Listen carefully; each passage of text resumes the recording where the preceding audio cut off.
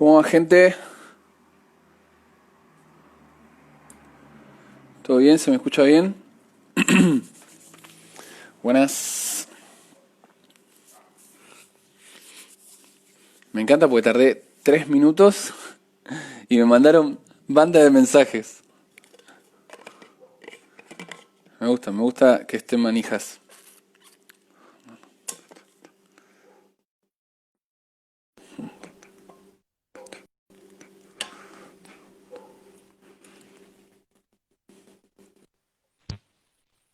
Rubén querido, genio, ¿cómo estás? ¿Me escuchas bien?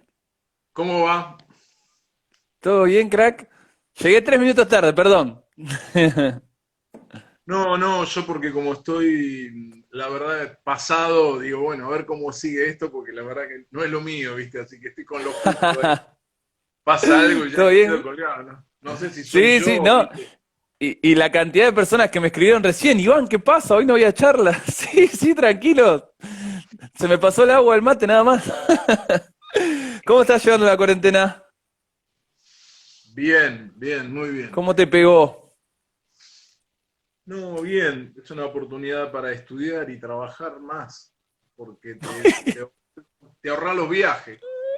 En Claro, ese aspecto, pero ¿cómo mejor. somos, no? Porque nos ocupamos ese tiempo que antes estábamos en viaje y lo ponemos de laburo. O sea, si el día, ¿viste? El que pide 30 horas de laburo, termina laburando 6 horas más. No, lo que pasa es que yo no le había dado ninguna seriedad al tema tecnológico en mi vida. Lo había postergado. De hecho, que todas las redes, el Facebook, todo eso no era mío, era de mi hija. Mi hija jugaba a una doble personalidad, contestaba. De hecho, que el otro día acabo de descubrir una función en Facebook y había un montón de mensajes de hace muchos años de gente que me escribía y yo nunca le contesté. Contestá ahora y se La mueren. verdad que y me dio cosita, te juro, iba a empezar a contestar, digo, me da un poco de vergüenza decirle después de 2 años recién leo tu mensaje.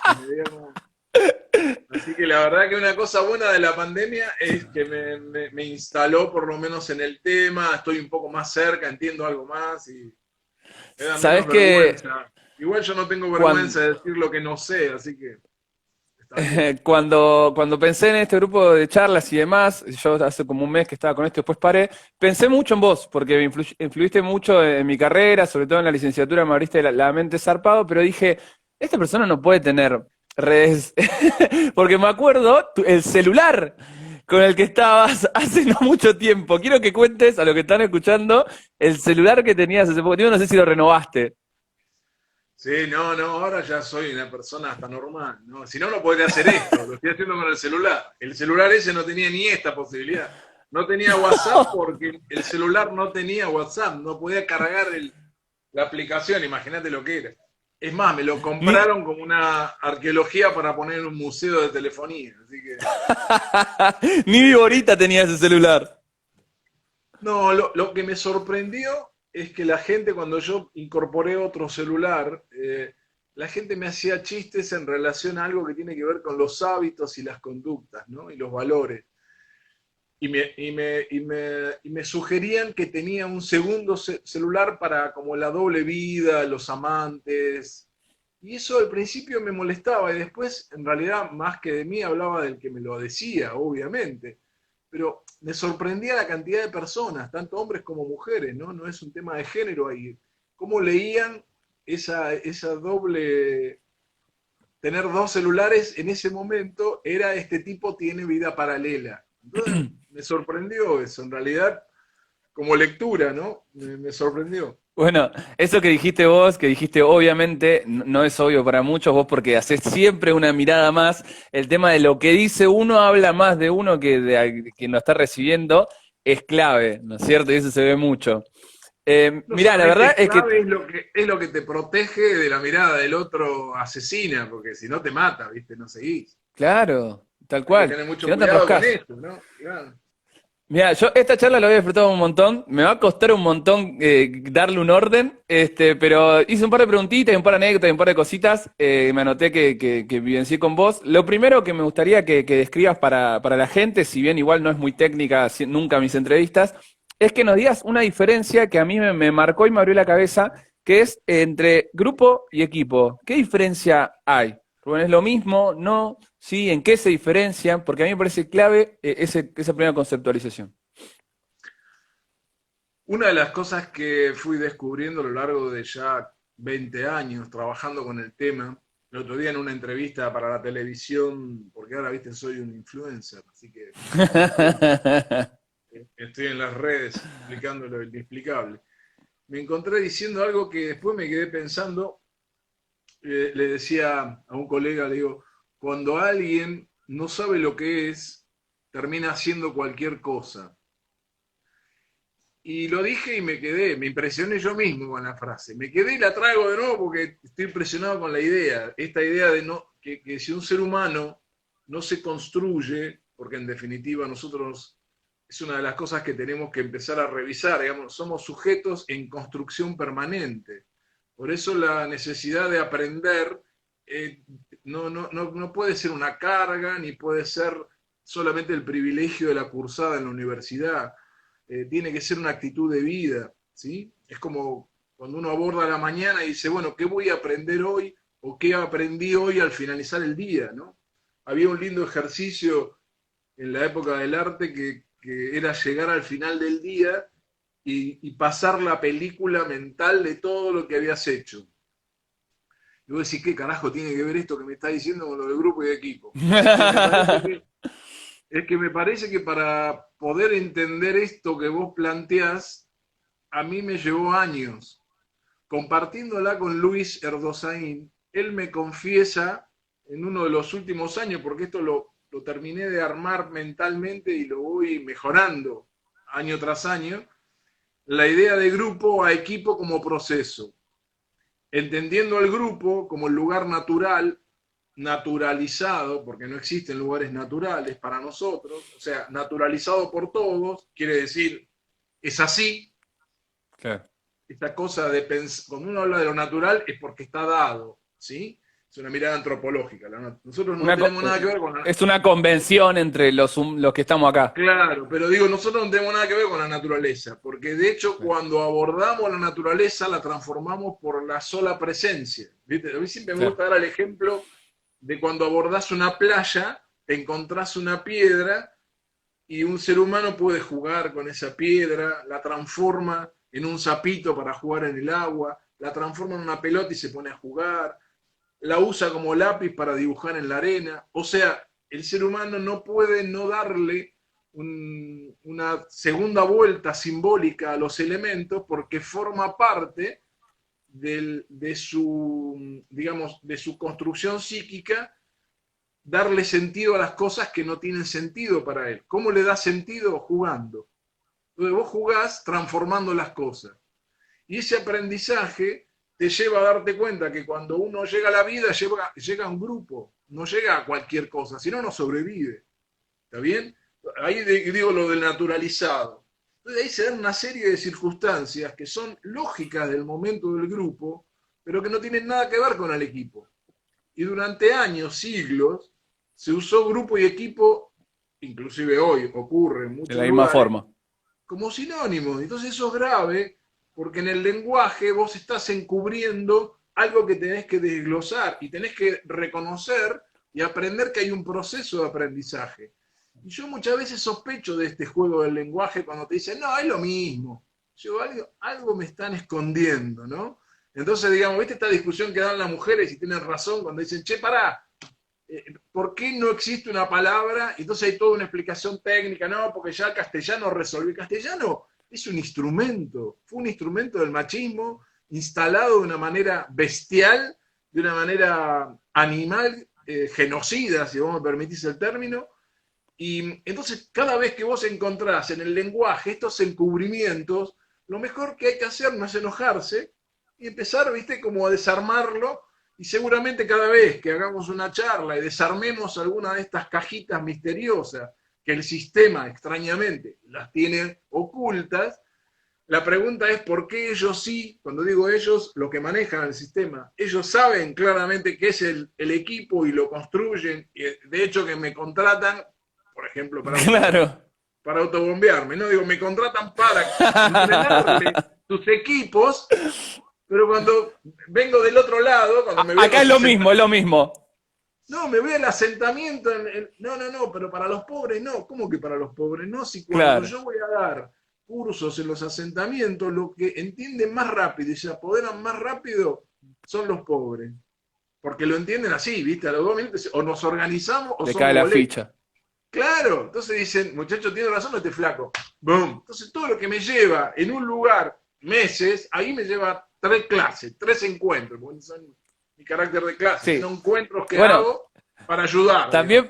también pasa que cuando estás, dos cositas te voy a decir. En primer lugar, que me hace acordar mucho a lo que pasa en 1984 con el tema de palabras, ¿no? Cuando uno arma las palabras y les pone un sentido que quizás no representa lo mismo, no tenemos chance de. Y lo segundo que ahí Gustavo dice, Molaro está chiflado, Gustavo representa, que cuando uno empieza a leer esas cosas, lo primero que hay es resistencia. Y después hay caída de ficha. No sé si coincidimos. Sí, pero no hay que enojarse con la Claro. resistencia, que ese es el otro punto. El otro día un compañero me escribía y me preguntaba y se enojaba.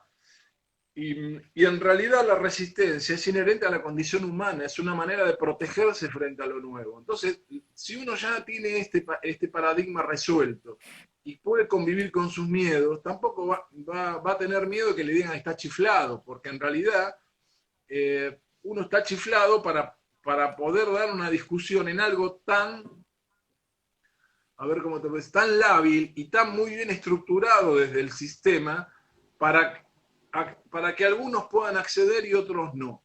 En la medida en que a vos te digan que para ser líder vos tenés que nacer líder o en una familia de líderes o en una familia de determinadas características, entonces cuando vos comprás ese mensaje, vos ya depositas en vos un mandato de no líder, o sea, compraste el rol del seguidor.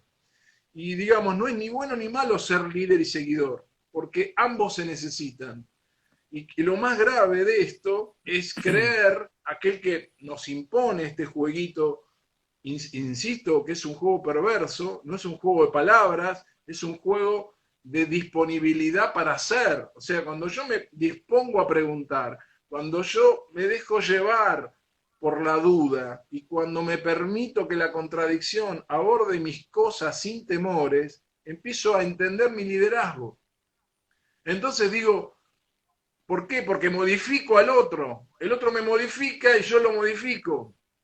Entonces, claro, la situación se pone difícil cuando del otro lado te quieren plantear situaciones mucho más esquemáticas. ¿Sí? El líder nace y esto ya está, tiene 25 siglos de disputa. ¿Sí? Tiene 25 siglos, digamos, no es menor la discusión. Entonces vos, cuando entrenás y lo llevas al mundo del deporte, si no logras que el jugador o el atleta asuma los miedos con los que aborda la competencia, si vos no lográs que ese atleta aborde las fantasías, tanto positivas como las pesadillas que conviven frente a una competencia, no le estás dando a él la posibilidad de apoderarse de su gran capital, que es su mundo interno, que es cómo se relaciona con el afuera. Eso vos no lo podés conducir, lo tiene que conducir él. Lo que haces vos es Claro. facilitar el acceso a ese gesto técnico, a esa disposición para ir en búsqueda de la conquista, o sea, la seguridad frente al desafío del miedo. Porque vos fíjate la paradoja, nos quieren hacer creer que uno va al frente sin miedo. Él es un héroe porque va al frente sin miedo. Claro, es un héroe, porque un héroe como formación de grupo trabaja solo. Entonces, cuando vos me preguntás grupo y equipo, digo, mirá todo lo que se dispara para poder ser un equipo, porque no reconoces tu condición esencial, que sos parte de un grupo y que debes construir con ese grupo un equipo, que debería ser el mandato de cualquier líder conductor. Cuando yo trabajo con un entrenador, lo primero que le pregunto es, che, ¿cuál es tu móvil? ¿Qué es lo que vas a hacer? Y todo el tipo empieza o me dice, si estoy con el fútbol, no, tenemos un quilombo con los descensos. Y mirá, la verdad que a mí me encantaría ser campeón. Digo, pará, flaco, primero, lo que tenés que decir es, vengo a armar un equipo. Una de las cosas que me dejó la pandemia es quiero que el próximo secretario de Deportes llegue con un equipo armado, porque esto lleva tiempo, armarlo, entrenarlo, asignar los roles, entrenar el trabajo entre todos. Y después me hago cargo de la Secretaría de Deporte. Antes, mirá, no sé, bueno, es lo que nos pasa. Antes es esto, viste, que pruebo, vemos. No tiene que ver con lo económico, tiene que ver con lo organizacional. Te voy a decir un disparate, la plata sobra. Qué disparate. Pero, pero yo te sigo. Claro, la ¿Sabes plata qué me hace sobra. falta? ¿Sabes qué me hace falta, Rubén, cuando te escucho? Los colores de tu pizarrón me hacen falta. Te voy a decir La algo que verdad. nombraste recién, que pasaste y yo lo tengo acá anotado, porque así como el concepto equipo, grupo, también me volvió loco la cabeza y quiero que lo desarrolles para la gente que está escuchando, que es la otra dualidad, si se quiere, a la cual generalmente nos encasillan, que es lo que es dilemático versus lo dialéctico. Y que a mí por lo menos me marcó un antes y un después, y me encantaría que vos lo desarrollaras porque fue mi primer fuente donde encontré esa diferencia. Sí, en realidad la fuente real es Pichon Rivière cuando planta que los seres humanos establecen una mirada frente a la afuera de esta manera. Y cuando vas a buscar la fuente inicial aún más, caes en Aristóteles, que fue el primero que habló de esto, ¿no? Entonces, en realidad, lo que hay que decir ahí es que todos los seres humanos necesitamos una manera de relacionarnos con el lenguaje a partir de las cosas sencillas. Y ahí aparece con mucha fuerza la lógica formal como para definir una mesa. Ahora, si cada vez que hablamos vos tenés que decir, bueno, la mesa, para mesa, rectángulo de 4 patas que se... Es decir, sería imposible llevar adelante Claro. una conversación. Entonces vamos presuponiendo que en el desarrollo de la lógica formal hay algunos acuerdos del lenguaje que nos permiten avanzar. Lo mismo con la construcción de una idea, ¿no?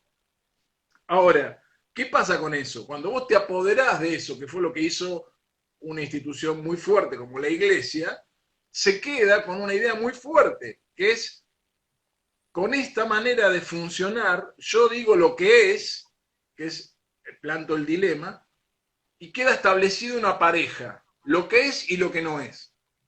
Frente a un ignorante, frente a una persona que carece de educación, y ese es uno de los grandes problemas del mundo, en particular de toda la oleada civilizatoria, es que cuando se educa en el dilema, qué es lo que está bien y qué es lo que está mal. Entonces, cuando te llevan a ese lugar, vos te transformás en realidad te entrenan para elegir. Entonces vos elegís entre lo que está bien y lo que está mal. Y además es cómodo, porque vos decís, está claro, esto está, es esto, listo. Ahora, ¿sabés dónde está la crueldad de esto? Que así es como se construye el sistema del marketing para la compra no compra. Por eso somos grandes consumidores y no grandes pensadores. ¿Está bien el juego? Porque si vos pudieras pensar, quizás reflexionarías sobre si la compra vale la pena o no. Sí. Ahora, como te metieron en el juego emocional de la elección, de elegir, lo único que entrenaste en tu vida y lo único que sabes hacer es sí, no. Y como venimos de esto que dijimos antes, de esos miedos básicos, que son los que no te dejan jugar con las cosas, porque en el fondo le tienen miedo a que juguemos, porque cuando vos jugás le perdés miedo a las cosas y encontrás sentido en el sinsentido, que algunos lo asocian a la locura y no es más que el juego de la locura del ser humano. Como diría Chaplin, todos somos actores, ¿no? Eso desestabiliza toda esta parafernalia en la que estamos montados. No somos más que actores de una extraña obra que nadie escribió y que estamos todos escribiendo todo el tiempo. Lo que pasa es que hay algunos que quieren ser protagonistas eternos, ¿viste? Entonces que dicen, no, el protagonista soy yo. Y entonces, ¿cómo es protagonista? Yo digo lo que es. Entonces vos, que no, como no sabés nada, entre lo que es y lo que no es, ¿qué vas a elegir? Y lo que Claro, dice él, tenés porque dos opciones nada más. estamos hablando del protagonista, es el protagonista de la historia. Yo digo, escúchame, pedazo de puto, el protagonista, yo también quiero ser protagonista. ¿Qué te querés quedar con todo vos? ¿Sí? Entonces, digo, Eh, es importante jugar con esto, y permitirse putearlos un poco, porque, viste, estos sabedores de casi todo, que te anulan hasta la posibilidad de preguntar, ¿cómo vas a preguntar ante semejante peso de la historia, de los nombres? Y de verdad, sí, no, vos no tenés opción. Y si no, te inventaron la categoría de no creyente. Entonces, digo, ¿cómo hago yo para decirle a este tipo, con la sotana, con todo el peso de la historia, con la capacidad que tuvo de matar gente, de quemar gente en las esquinas, ¿sí? El desastre que han hecho a lo largo de miles de siglos, los grandes genocidas, les digo yo, porque fueron los primeros grandes genocidas. Pensá solamente que Pioneros. la conquista de América, según su versión, se llevó más de 80 millones de almas, ¿no? Así que, digo, no es para comparar genocidios, pero digo, cada uno tiene su peso, ¿viste? Flaco, vos llevate esa bolsa, no me la des a mí, esa bolsa es tuya. Claro, claro. Entonces digo, ¿qué es el pensamiento dilemático? Eso, es una discusión de poder. Porque vos, no estamos discutiendo el lenguaje, estamos discutiendo poder. Y poder significa, déjame hacer. Déjame hacer. Por eso, repito que el lenguaje en la mujer es tan pesado. Y por eso es tan pesada. Viste que te dejan hablar y vos decís, che, flaco, pero tenés que meter. Y sí, yo pido disculpas antes de empezar. Mira, a mí lo del todes no me sale. Me sale a veces. Pero tienen razón. Es una discusión fundamental porque cambia el eje, te cambia la cabeza, te cambia la mirada. Si eso no cambia, te cambia la opción falsa. Si no. El otro día leí una cosa genial. Viste que yo todo el tiempo mezclo con la actualidad y me los cargo y me los llevo puestos. Voy a Platón y vuelvo, ¿viste? En Holanda suspendieron en los trámites el tema de género. ¿Cuál sería la novedad? Porque dijeron que es inútil. Para un trámite, ¿qué importa si es hombre o mujer? Dicen los holandeses. Entonces Claro. lo levantaron de los trámites. Y viste cuando vos decís, salió chiquito así, digo, qué interesante. Por inútil. Ahora, ¿qué estabas buscando vos cuando me querías definir como hombre o mujer? ¿Cuál era? ¿Dónde te querés meter en la cama? ¿Querés saber qué es lo que hago en la cama? ¿Cuál es el punto tuyo acá de saber si soy hombre o mujer? Vos fíjate lo que es cuando se establece la norma, ¿sí? ¿Cómo te miran? ¿Está bien? Lo que hago en la cama No, es un no. tema mío. Ahora, después, si soy hombre o mujer, para el Estado, ¿en qué cambia? Bueno, entonces, te imaginás, para las cabezas dilemáticas que No, esto ni. que solo entienden que solamente se puede pensar en esos términos, tampoco entienden lo que es la sensualidad, tampoco entienden lo que es el placer, tampoco entienden lo que es el deseo, tampoco entienden que la construcción del placer y el deseo es una construcción social, que en cuanto vos dejás al ser humano explorar, explotó todo por todos lados, que es un poco lo que ahora no entienden. ¿Sabes lo que pasa, flaco? Esto pasa porque ustedes no pueden reprimir más. Y eso es lo que los enoja. Por eso hay tanta gente enojada. ¿No viste que dije, fue gente Sí, sí, enojada vos de guarda. que la pandemia era un invento? Bueno, está bien. Están enojados. ¿Por qué? Y porque no pueden seguir diciendo lo que es. Eso hay que construirlo. Nadie se puede parar en ninguna poltrona a decir, flaco, es así. Se acabó. Y lo más loco es que las nuevas generaciones, usando estos malditos aparatos, le metieron esto a todos. Vos fíjate que el otro día un par de 15 coreanos, jodiendo con los aparatos, le boicotearon un acto a Trump y se lo boicotearon. Y lograron que la gente no fuera.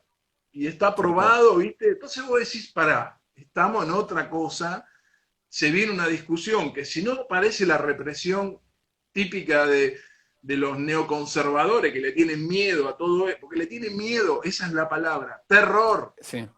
¿entendés? Sobre todo terror a su propia homosexualidad, te diría, para ser más grosero, ¿no? O sea, no pueden mancarse su propia homosexualidad, pero bueno, dejémosle ahí, Rubén, porque si no... voy a hacer un esfuerzo en este momento para traerte a lo más práctico que se pueda y volver, salir de Sócrates de Holanda. En primer lugar, en cuanto a todo lo que vos decís, a mí se me venía un montón de ejemplos con mi profesión, también con la elección, ¿no? Cuando hay elecciones pasa algo muy parecido, pero quiero tratar de bajarte un poquito a lo que son los equipos dentro del entrenamiento, que imagino que es lo que compete a la mayoría de que están escuchando. Cuando vos empezaste con toda esta Lo que pasa es que construcción para y que la puedas importancia, entender, se tiene también que comprender. no, hay que salir. Porque si claro. está metido en el zapato en el que está metido No podés. Represa, por ejemplo, que para él 2 más 2 no puede ser 5 y se equivoca, porque ese es un tema de la matemática, ¿te das cuenta? Me hace el chiste y se equivoca, porque 2 más 2 es 4, nadie lo duda. Ahora, él se empieza a confundir porque me mezcla los universos, entonces se mete en un universo Que no tiene con nada que ver otro con... instrumental. Yo no me meto con la matemática. Escúchame, te voy a hacer una pregunta personal que me pasó en base a todos los contenidos que vos me transferiste y quiero ver si tiene una vuelta ahora y me lo puedes responder. Cuando vos empezaste con todo cómo debería funcionar un equipo, yo era el peldaño más abajo de una deportista que después terminó siendo una gran deportista y me di cuenta de todas estas faltas. El tema es que los que están arriba no tienen intereses en escucharte a vos y empezar a modificar todas estas cosas. Entonces, yo no podía hacerlo. Entonces, mi pregunta es, si fallé o lo más, porque lo que yo hice es sacar a ese deportista y crear un nuevo equipo interdisciplinario en el cual trabaje de esa forma y generar un equipo. Entonces, ¿qué debería haber hecho? ¿Insistido en eso y tratar de modificarlo y yo no fui capaz? ¿O realmente es mejor cesar ese esfuerzo y tratar de generar algo aparte y construir en vez de modificar? No sé si me explico. No, sí, la cultura siempre la cambian los líderes, siempre la cambian los líderes.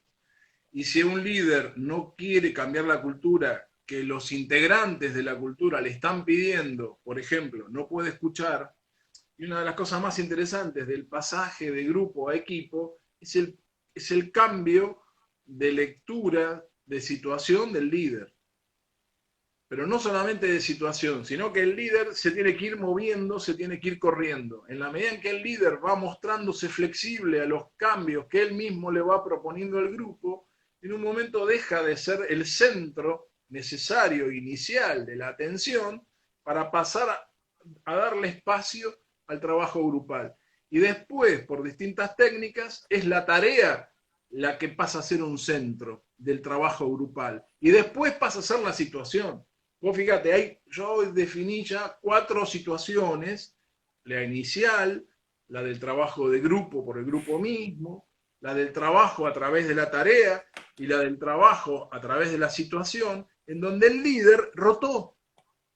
Digo, pasa todo esto si el líder se mueve, si el líder acepta que esto tiene que pasar para que funcionen como equipo. Si no, va a ser siempre un grupo atrás del líder escuchando esa pirámide que le marca el camino. ¿Qué pasa? En la actualidad, como estábamos hablando recién, cualquiera de los jóvenes jugadores que aparecen en los grupos ya están jugando este discurso. Así Claro. vengan de una familia absolutamente conservadora. ¿Por qué? Porque está en el aire, está instalado, te metés, ves, escuchás, viste, y lo y Es dices, epocal, ¿pero qué quizás. es esto? Absolutamente, nos trasciende, no se puede controlar este flujo de información que hay. Entonces, eso empieza a generarte en vos una contradicción. Entonces, vas a tu grupo y le decís al líder, che, flaco, me parece que Hay que rotar. falta que yo opine. Y el flaco te dice, vos no opinás, anda para allá. Dice, pero pará, mirá que yo te voy a decir algo importante. No, no, no me importa. Y el tipo no se está dando cuenta que se está muriendo un proceso necesario en el ser humano que es el de la movilidad permanente. Freud decía algo así como que somos seres insatisfechos y como tal las crisis son inevitables. Entonces aparece un loco, viste que Mouján, un escritor psicólogo argentino, que habla de las crisis vitales. Y el tipo se para ahí en lo que trae Freud, que después lo engancha con Melanie Klein, que fue quien desarrolló estas teorías, y dice, loco, si la crisis es inevitable y no la podemos evitar porque es condición del ser humano, ¿sí? O sea, yo salgo a comprar, se supone que resolví una necesidad. Falso, es absolutamente temporal. Acabo de resolver eso y voy por otra. Es condición humana.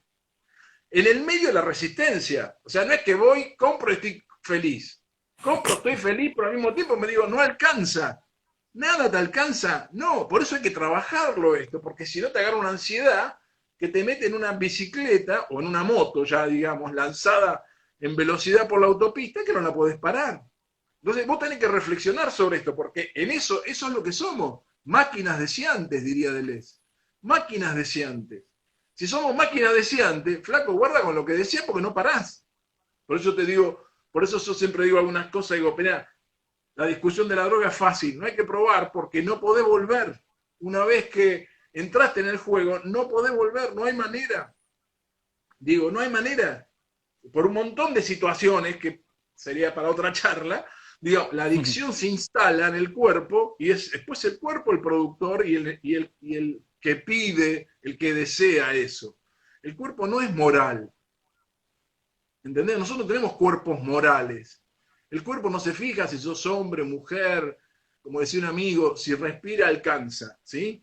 Digo, el cuerpo no es moral, entonces va en búsqueda de su deseo. Entonces, si vos empezás a pensar estas cosas que son en realidad bastante conmovedoras, el hecho de decir, che, soy una máquina deseante, bueno, está bien, pero pará, controlate, resolvelo, instalate en el deseo saludable de poder controlar esa situación Claro. y convivir con la diversidad, porque si no te lleva puesto, Sería, que no aprieta, sería que como que hay que tener una especie de, perdón, para ver si te sigo, como que hay que tener una ¿sí? especie de gris, porque coincido que esa insatisfacción es inherente a la madurez del ser humano, pero también uno lo puede utilizar como motor primario como para poder ir a conseguir algo, porque No lo también ese podés deseo en evitar. cierta Vos parte. tenés que convivir con toda esta complejidad. Lo peor que hacen los líderes tradicionales es la niegan, cuando no te dejan Claro, hablar, cuando niegan la movilidad, porque la movilidad está en vos, no en él. Y si nos juntamos, la movilidad es aún mayor. Y si te juntás con gente que no reprime a nadie, la movilidad es absoluta. Por eso digo, ni una cosa ni la otra, porque si vos perdés el control, cuando, como siempre digo, en cualquier situación en la que vos no podés controlar, empezás a ser dependiente de la situación. ¿Se claro. entiende esto? Entonces, no tener la mirada conservadora que por las dudas dice, no, no hagan nada, che, porque ustedes si no se descontrolan. No, flaco, hay que Hay descontrolarse que para aprender. descontrolarse. Exactamente. Pero, viste, ¿cómo la resuelve un neoconservador? Te dice, no, no hagan nada. Y dice, flaco, ¿cómo? Peor. No hay peor cosa que agitar lo prohibido. Bueno, Entonces pero vos tenés que ir en lucha, ¿hay que ir en lucha contra ese neoconservador o crear algo aparte para no volverse loco? son las circunstancias. A veces en la vida vos te enfrentás a situaciones en donde ves la oportunidad de dar esa oportunidad. Cuando vos hablas de enfrentamiento, estás planteando un dilema. Entonces yo te diría, Claro. creo que te lo habré dicho 20 veces, Sí, nunca entres a un dilema. sí. No entres a un dilema. Pero ¿por qué usaste la palabra enfrentamiento? Entonces yo te digo, no, enfrentamiento no. Ahora, tratar de seducir a un líder tradicional Confrontar quizás, tampoco, porque tampoco. justamente eso establece dos parámetros. Vos, para pelear, hacen falta dos. Si uno no está, ¿con quién se pelea este? ¿Qué eso es lo que están buscando los enojados? ¿Con quién pelearse? Si yo no le doy la posibilidad, juguemos con esta imagen, no tiene posibilidad. ¿Entendés? Ahora, si yo me pongo en el mismo nivel que él y le quiero dar una discusión, justamente favorezco Claro. su Te va a planteo. ganar ahí. Absolutamente porque es su territorio. Por eso mi enojo cuando se hablaba de la lucha armada. Estás yendo a un escenario que vos no manejás. Claro. ¿Está bien? Digo, vos no sos un hombre de armas. No podés ir a las armas. Es un suicidio eso. Era un suicidio anunciado. Entonces, hay que tener mucho cuidado con este jueguito. En donde vas al territorio del otro y ahí lo único que haces es promover, sobre todo si vas al territorio de un dilemático. ¿Qué esperas que te pase? Que te presente las cosas en términos dilemáticas. Por eso yo le digo a la juventud, no entren en los dilemas. Donde hay enfrentamiento hay que salir. Y eso no es de cobarde, es entender la estructura del enfrentamiento. ¿Cómo le das enfrentamiento a un tipo de estas características? Justamente proponiendo otras cosas. Si se puede dar ahí, que se dé. Y si él empieza a reprimir, hay que irse porque la represión necesita Claro. de un cuerpo. Cuando vos se lo sacás, vos fíjate que estos últimos tiempos estuvo hablando de agitadores en las manifestaciones. ¿Sí? El otro día en Estados Unidos detectaron grupos que se metían para agitar, cuando el espíritu de la marcha no era agitar. Ahora digo, ¿quién está promoviendo? Seguramente que la banda de Trump manda gente a agitar porque es funcional a su discurso. Él necesita enfrentarse a alguien. Si no tiene con quién enfrentarse, ¿cómo se enfrenta con 100.000 personas que estaban en la calle? No lo puede hacer. y mucho más desestructurante, 100.000 personas que no están dispuestas a pelearse. Dice, ¿qué Claro, quieren estos? Y quieren que te vayas, mirá qué fácil. tal cual. Sí, Hacete pasa mucho cargo. en la represión acá en Argentina también con la En policía y todos demás. lados. Por eso hay que leer bien rápido. Vos fíjate, ¿de qué estamos hablando? De situaciones. Ahí hay que liderar la situación. Si no, me lleva puesto. Me lleva puesto la situación. Rápido hay que Eh, leerlo. Y entonces, yo digo, la movilidad y la utilidad de esto que estamos hablando es justamente para poder llevar adelante una convivencia con lo que uno siente. Porque con el sistema siempre vas a estar en ruido. El sistema, por su propia consistencia, necesita consolidarse en algún lado. Y uno, claro, por su propia existencia, le quiere patear el culo. necesita Y está lo bien. contrario. Claro, le quiere patear el culo, pero por definición. Y está bien. Ahora digo, ¿qué esperás de los pibes? ¿Que hagan la revuelta? Sí, pero flaco, aprendamos que la revuelta es necesaria en estos términos, porque si no son carne de cañón.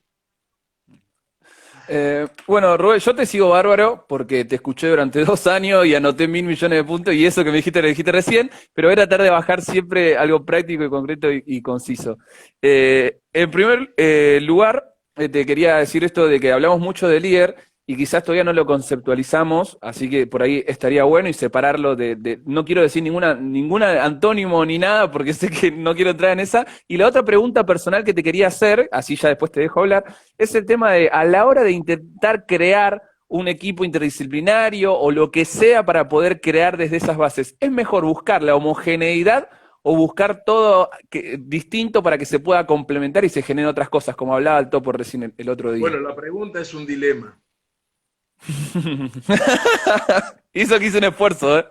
Y está bien, pero ves que nos cuesta un montón. Sí, sí, sí, Digo, sí, sí. el punto de partida es la diversidad humana.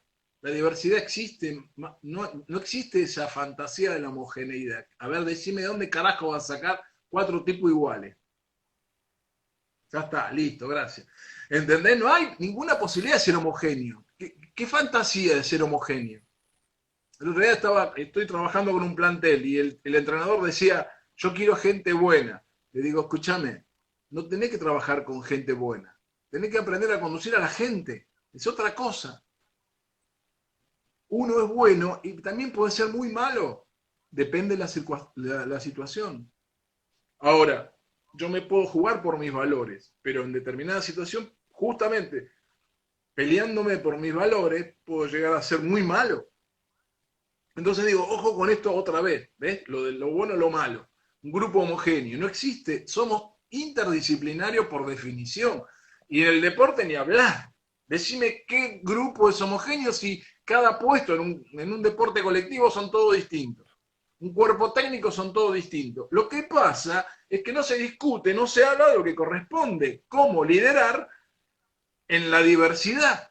De eso no tenemos que entrenar, que es donde estamos todo el tiempo. Una familia, son 4, vamos a decir una familia tipo, hombre.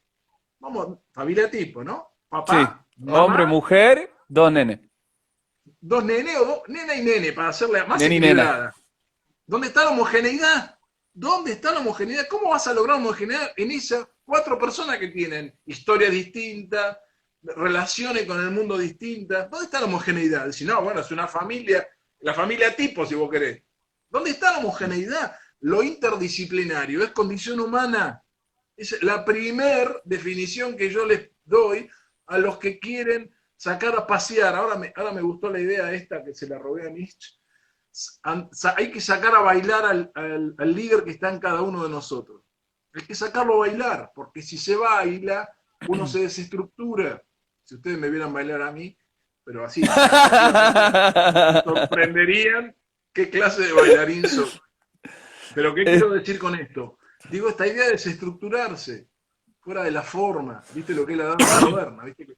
Está fuera de la tortura del gesto ideal, del gesto perfecto de la danza clásica, ¿no? Salir de eso para encontrarse con la locura del movimiento, con la locura del otro, con la locura de lo que no sé qué es, que es justamente lo que tengo que construir con el otro y por lo cual querer aprender es la condición fundamental del líder. Entonces, cuando vos pensás en líderes, tenés que empezar a pensar, en principio, que estás sentado con líderes. Si vos estás sentándote en un lugar que pensás que es homogéneo, que pensás que no hay líderes en ese lugar, ya digamos que predeterminaste el escenario de una manera bastante jodida. Y entonces, para explicar el líder, también te voy a traer una cosa con la que el otro día la cambié, porque me malinterpretan. Entonces, cada vez que puedo lo aclaro. Yo no quiero que la gente que tiene mascotas mate a su mascota. Porque cada vez que lo digo se llama un escándalo, que yo no llego a nada porque la gente ya... Yo entiendo, porque la mascota es un ser querido. Es muy sensible. Un ser, claro, un ser querido, un ser viviente. Lo que no entienden es que yo le estoy diciendo algo peor. Maten al domador que hay en cada uno de esas personas que fueron a buscar una mascota. No fueron a buscar una compañía, porque el modo de relacionarse con la mascota es de domador. Claro. Lo que les pido cuando hablen, por eso vos me estás, ¿por qué te traigo esto? Para definir al líder. Un líder tiene que pelear con su propio domador, porque es el Claro. primer estilo que aparece, porque es un estilo que agranda tu ego, es un estilo que te instala en un lugar de poder. Imagínate si lo haces con un ser humano. Imagínate lo que es domar un ser humano, que un ser humano haga lo que vos querés, que es lo que muchos entrenadores no aceptan decirlo en público. Yo estos días estoy muy conmovido, pero muy conmovido, con el documental Atleta A, que lo recomiendo, pido que lo vean. Buenísimo. Porque Atleta la de A. Atleta A es la historia de los gimnastas en Estados Unidos, en donde el presidente de la Confederación de Gimnastas de Estados Unidos, por querer ganar una medalla, se olvida absolutamente de todo, ¿sí? Y tapa todo. Y lo concreto que tapa son abusos seriales, ¿sí? Y se da un proceso judicial a través de la prensa, sin querer queriendo, de un dechave de otra vez, donde las chicas no tenían palabra, porque las chicas no hablan. Y cuando se hablaban entre ellas, vos fíjate lo que es sacarle la palabra al otro, porque viste, acá todos se hacen los vivos, se hacen los graciosos, pero cuando un entrenador le dice al otro lo que tiene que hacer, ahí está ejerciendo la misma relación del domador con el tigre, del domador con el león en la jaula, ¿sí? Y como siempre digo, el oso baila después de haberle quemado los pies durante días. Entonces, cuando el domador levanta la mano, el oso levanta el pie. Entonces, no me mientan más. Esa escuela pedagógica es una escuela de tortura, es una escuela de domadores. Llámense de esa manera, somos domadores. Anímense a llamarse como lo que son, domadores. No son ni entrenadores, no son líderes, no se los permito más. No se los permito más porque han torturado gente. Y ese documental lo demuestra. En la semana pasada, me embalo. Pará, no me abras lo de la semana pasada, te quiero bajar un par de cosas de todo lo que decís. Primero, en cuanto a documental, me hace acordar también a un documental del equipo de hockey sobre hielo de la Unión Soviética, que es terrible, no me acuerdo si era Patrulla Roja, el Escuadrón Rojo o algo de eso. Y bueno, No lo vi, también me hace no, acordar uy, sí, anótatelo, después te paso bien el nombre.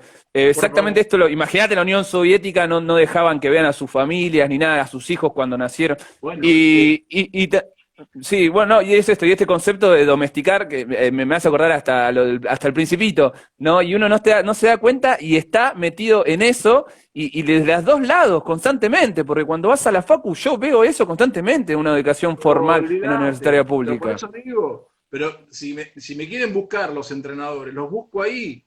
Yo lo que digo es, blanqueemos, yo no tengo problema con la escuela, son todos campeones, son todos campeones. Ahora, acepten qué estilo de liderazgo ejercen, porque si no, le están mintiendo a la gente. Entonces, decir a la gente que van a torturar, que no le van a permitir hacer un montón de cosas y que inclusive pueden abusar de ellas. Y sacar inclusive de chicas abusadas campeonas. ¿Está bien? Cuando está dicho todo esto, no hay problema. No hay problema.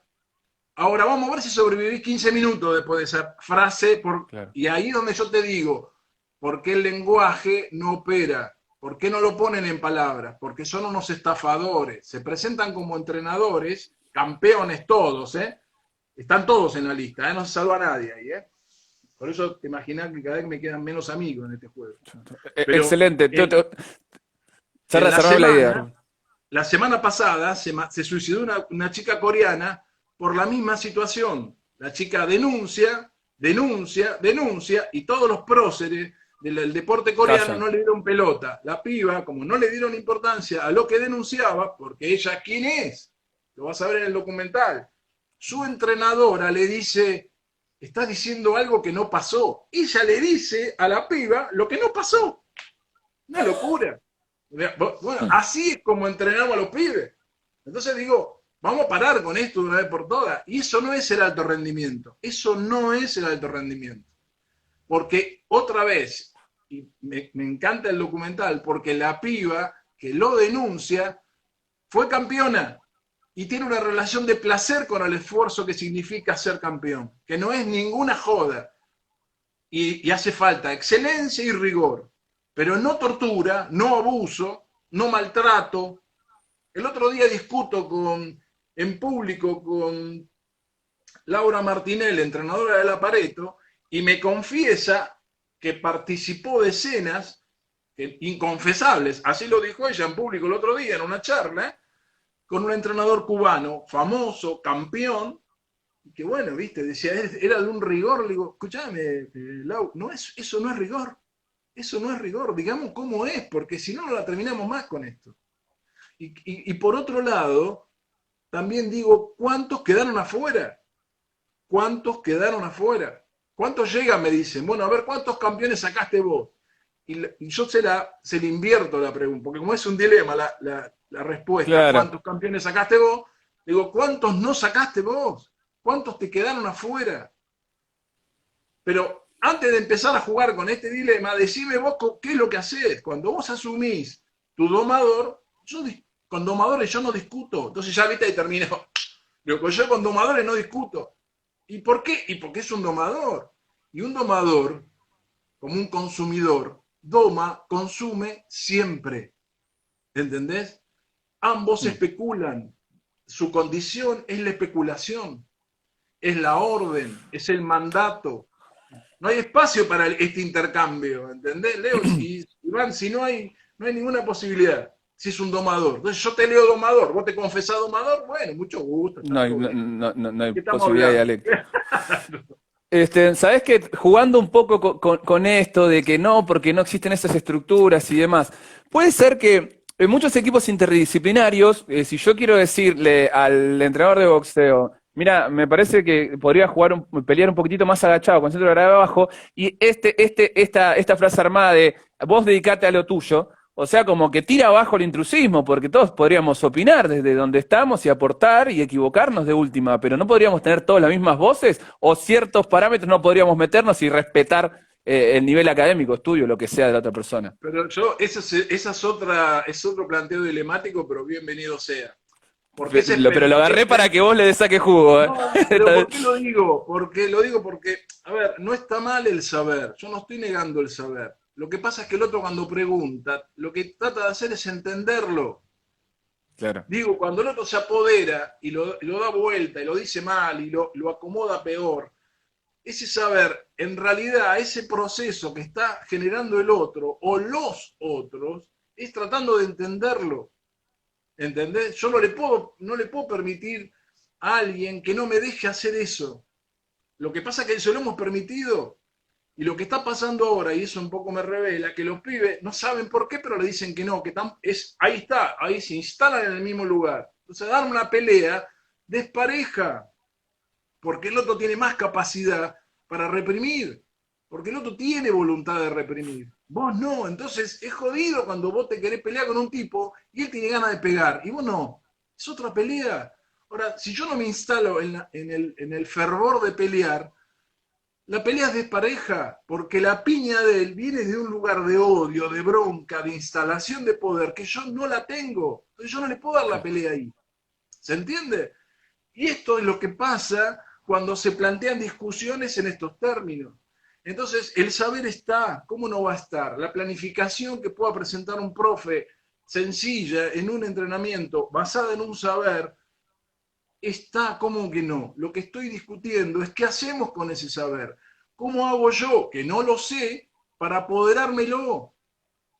Ahora, ¿qué te hace el profe tradicional? Escúchame, flaco, menos, ¿Qué?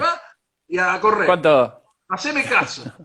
Está bien, yo tengo caso. Si nadie dice que la jerarquía no es buena, yo lo digo, la jerarquía es buena. Y también digo que tenés que ser autor inicialmente en mí para que yo pueda. Ahora, ¿sabés qué pasa? Cuando vos sos autor en mí, me empieza a picar el autor en mí. Quiero ser autor. ¿Pero por qué? Autor de lo que vos dijiste. Porque trato de entenderlo. Y en este proceso de Claro. tratar de entenderte, soy autor. Entonces empiezan a aparecer mis palabras, empiezo a reconocer mi estilo, empiezo a ver cómo llego a lo que vos llegaste ya con años de trabajo, estudio, ¿verdad? ¿Verdad? Y yo lo tengo que resolver en un ping-pong. ¿Pero qué es esto? ¿Por qué? ¿Qué crueldad es esta que no se pueda denunciar, inclusive, siendo tan obvia? Es una crueldad que vos me haces sentir que tu saber no merece siquiera ser cuestionado. Y la pregunta es, ¿por qué sentís que te lo cuestiono? Si lo que te estoy pidiendo es tratar de aprender. Entonces digo, es bestial la relación docente, domador, contra un alumno. ¿Está bien? Es Sí, sí, bestial. y Cuando es uno feo.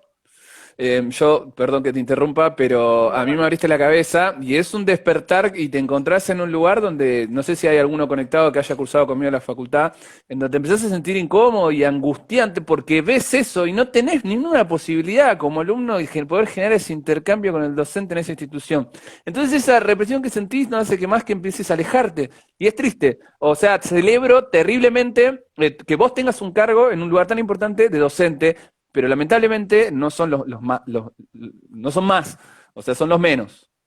Yo creo que es un tema de reflexión, es filosófico, tiene que ver con la didáctica moderna que ya está instalada. La didáctica de hace rato que habló de la didáctica del entorno.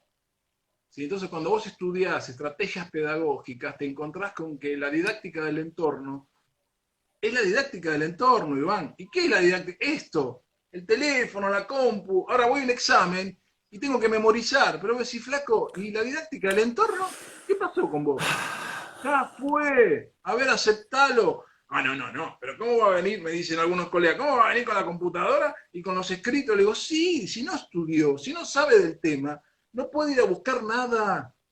La didáctica del entorno es saber ir a buscar, porque vos ya estás hiperconectado. Entonces no lo subestimes más, porque además sale de acá y va a ser eso, no va a ser esto que estás haciendo vos, de ejercer la memoria, de decir cómo mierda era esa ecuación. ¿Quién va a recordar una ecuación? ¿Para qué mierda querés recordar una ecuación si la puedes ir a buscar y asegurarte cómo es?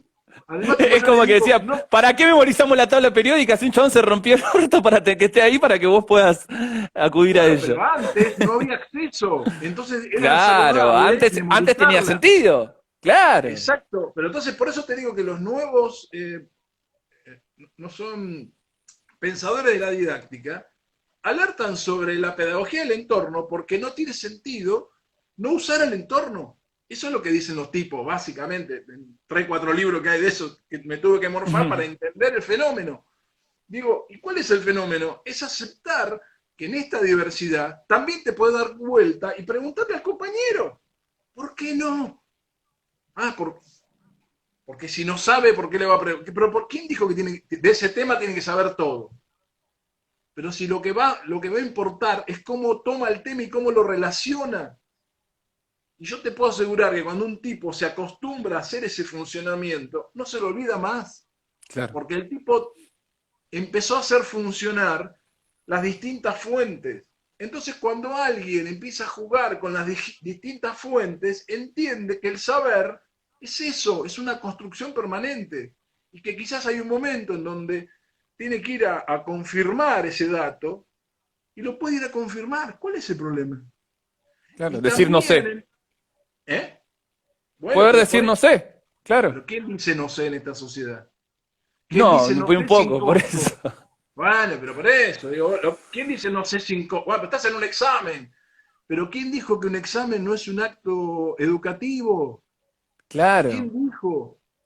¿Quién dijo? ¿Viste? Entonces vos decís, bueno, si vos no te das cuenta que el tiempo que tenemos es limitado y todo el tiempo que tenemos tiene que ser un espacio de aprendizaje para los dos, vos sos un pelotudo, disculpame.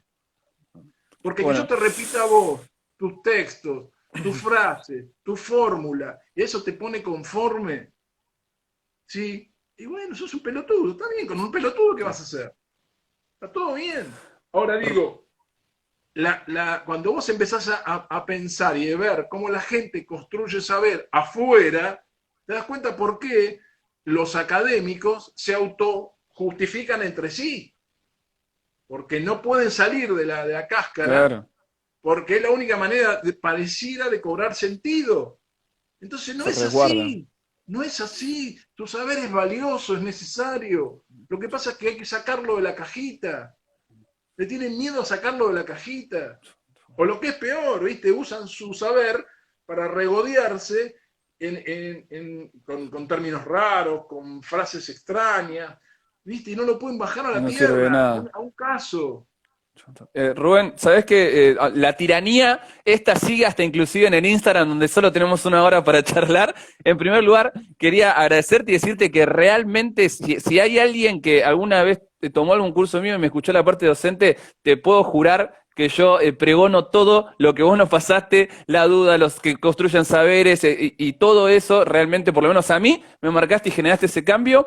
Y quiero aprovechar los últimos 3 minutitos, además de agradecerte, para que nos recomiendes, porque todos los libros que recomendaste en la LIC me los compré y los leí. Yo te voy a hacer mi parte, que leí este hace poco, no sé si vos lo leíste, y me hace acordar mucho a esto de sacar todo eso que nos venden del que está de arriba y que ese poder y demás, y que te podría llegar inclusive a sumar y generar una propuesta superadora con el entorno. Así que agradecerte y darte los últimos 3 minutos para invitar a la gente a lo que quieras, y yo particularmente que me recomiendes algún libro.